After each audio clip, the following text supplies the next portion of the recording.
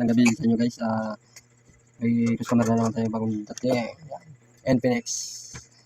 Nabubuhay daw siya guys, pero hindi matuloy. Ayan. Ganito lang siya guys. Daw, sabi ba customer natin.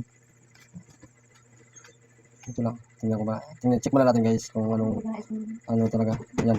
Lubat. Guys, gagawin natin to. Tingnan natin kung anong kanyang diferensya. Guys. Tingnan natin patagalin.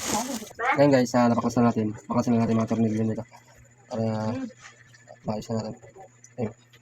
Yun guys, natanggalan natin. Tingnan natin kung anong sira ng hindi magtuloy-tuloy yung ano guys. Kasi hanggang Infinix lang siya. Kaya gawin na natin guys. Huwag na natin patagalin. Kailangan natin ng pang-solda guys. Palitan natin ng fuse. Antayin nyo lang guys. Yung ating paggawa ng fuse. Lagyan natin muna ng flux.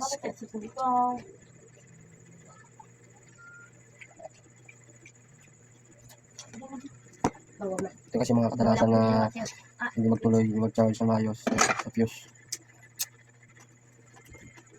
Papalitan natin guys ng fuse. Kasi nagtanggal-tanggal doon.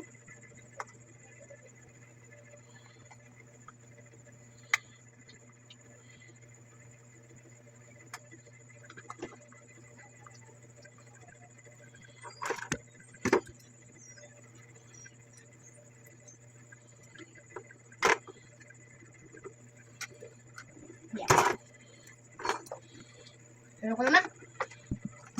Wala tayo.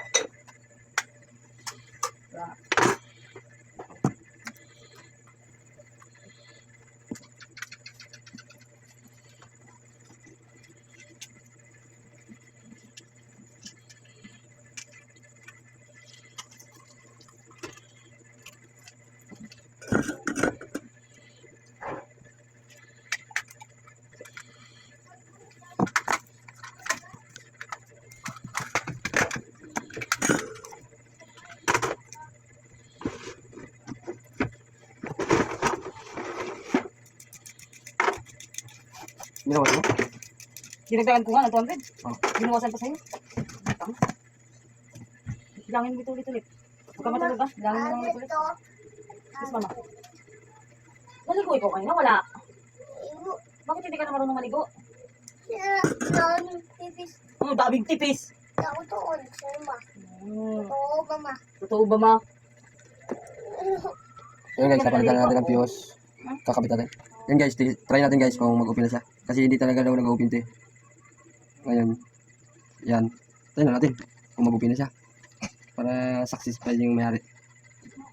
Grabe ng problema ng mayari nito eh. Ay hindi na mag-open. Ganyan lang daw siya style.